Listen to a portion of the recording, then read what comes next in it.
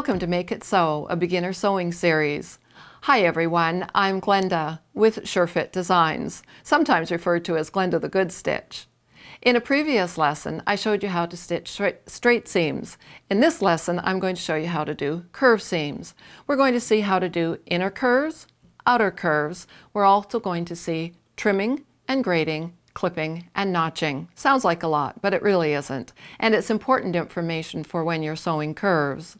A good place where you'd apply this kind of information is on a Peter Pan collar, like I'm showing in this photograph. So let's first of all start with an inside curve. I've got two small samples here, and this is considered an inside curve and this is an outward curve. And you will be putting right sides together, so there's the right sides of the fabric, and you'll be matching your raw cut edges. As a beginner, I do recommend that you put in a few pins to stabilize those edges together. I know some people don't like to sew with pins, and that obviously is your choice. But again, if the fabric is very slippery, I think it's a good idea to put in a few pins to get it going. I haven't drawn on my 5/8 inch stitching line. What I'm going to do is just use the edge of the masking tape that I've put on the throat plate of my machine. So now I'm going to start with this cut edge right against that blue tape, and I'm going to insert the needle, and of course you can always backstitch if you want to stabilize it. It just depends on the project that you're doing. I'm just going to go ahead and start stitching. But what is important here is that you're going to need to be doing some pivoting. And so I'm going to put my needle in the down position so that when I take the next stitch, it stays in the down position. Because now what I need to do is I need to raise the presser foot, and I need to just very carefully pivot the fabric around the needle so that I'm always keeping that cut edge of the seam allowance right against that edge of the tape. So I'll do a few more stitches, and I'm actually able to turn this as I go. But if the curve was any tighter, you would lift the presser foot, turn, and then lower the presser foot back down. And again, as you get better at this, you will be able to just continually turn. It all depends on how tight that curve is. And you don't want to do it quickly. You do want to go slowly, and you do want to make sure that you're staying right on that 5/8 inch line. And I'm going to raise the needle to the up position so that when I'm done sewing, it's completed. Again, you could backstitch there if you wanted to. Now the next thing to do is to talk about turning this. Well, this is a tight inside circumference. This is a larger inner circumference.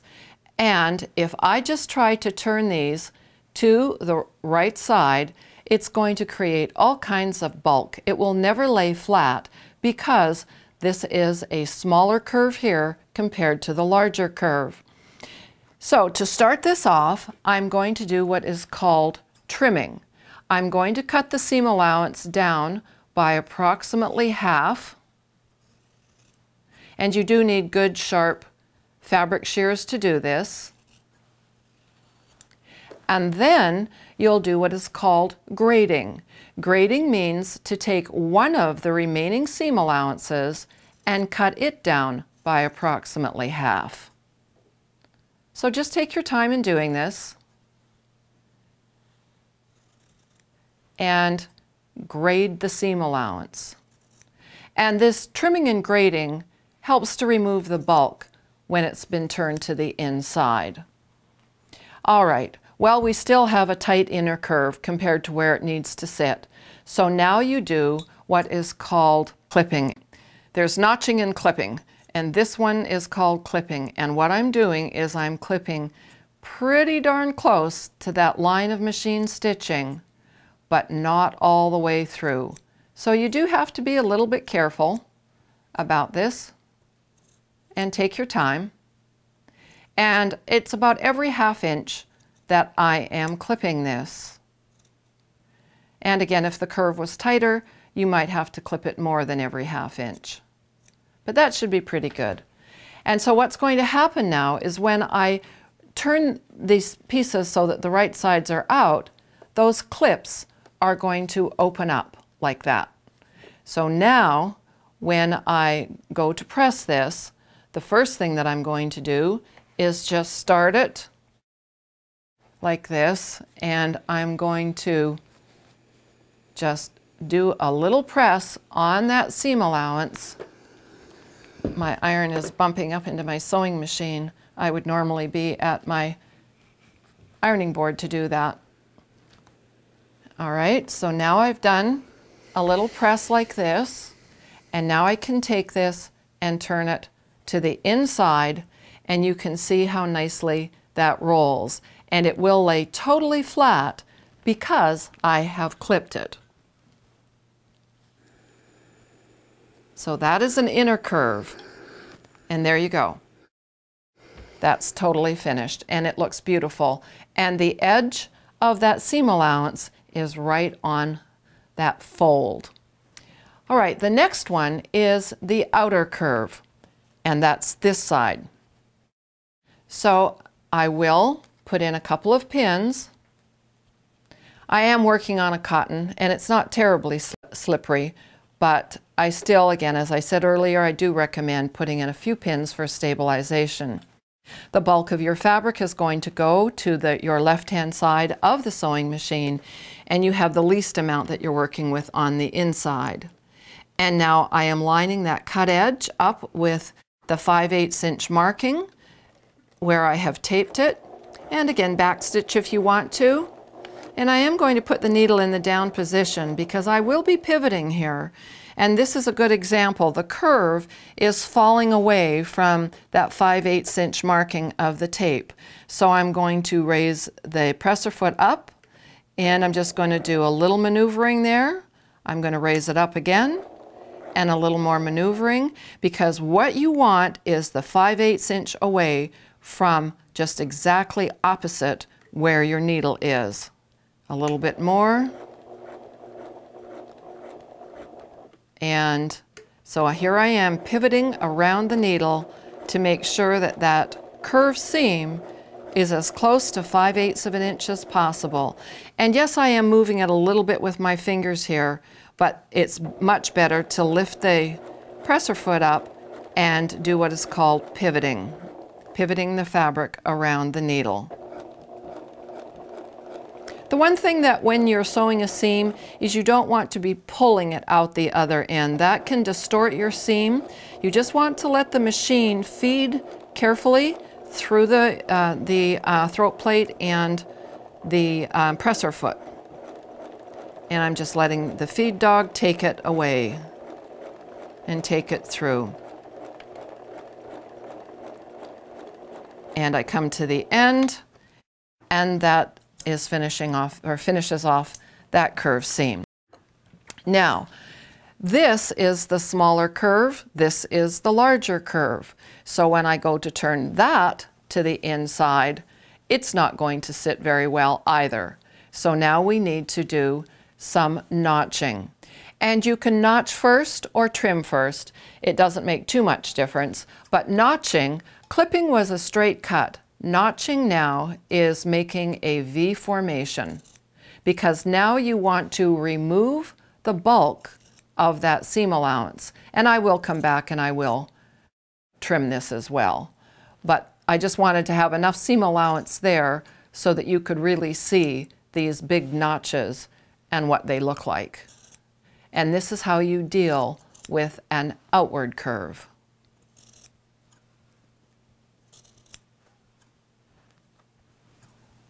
Couple more notches here.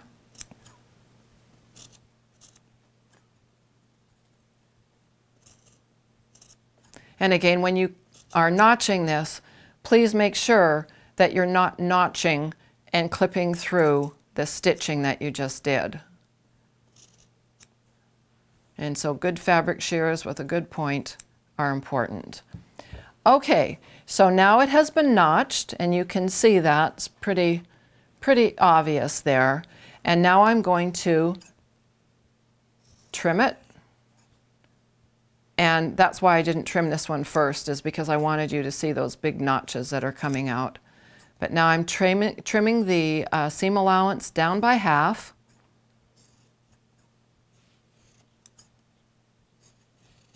And then after this, you can come by on the front edge, and if I can get my shears in there, in between the two seam allowances, there we go.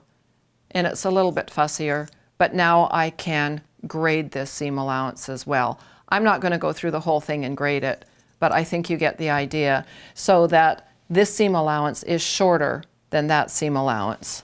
Let's move that all out of the way there.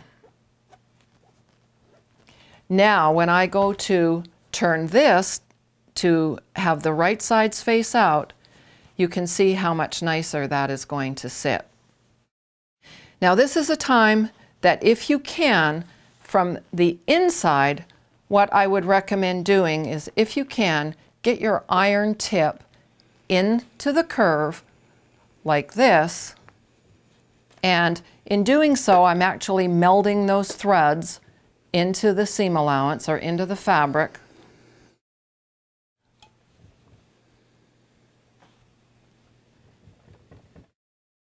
So that kind of pushed the seam allowance in one direction, and now when I go to roll this with my fingers like this, the objective is to get that seam allowance right on that rolled edge. And so I just kind of maneuver it and manipulate it with my thumb and forefinger there. And if you're more comfortable doing this on top of a tailor's ham, you certainly can, but this is a flat curve, so it works well on the flat surface, my pressing board here. So there you have an outer curve. Inner curves and outer curves. You can see how easy they are to do when you know the techniques of trimming, grading, clipping, and notching. If you're not already a part of the Sure-Fit Designs community, I do invite you to join us. And it's just 3 simple and very easy steps. Number 1, go on over to surefitdesigns.com and join our newsletter list. And when you join, you're going to end up with free Getting Started gifts. Number 2, make sure you like this video by using the subscribe button and the like button right below it. My YouTube channel is youtube.com/SureFitDesigns. And thirdly, join our community, go to Facebook. We've got a Sure-Fit Designs page and a Sure-Fit Designs user group page where people from all over the world are interacting with one another. Thanks so much for watching, and I'll see you in the next video.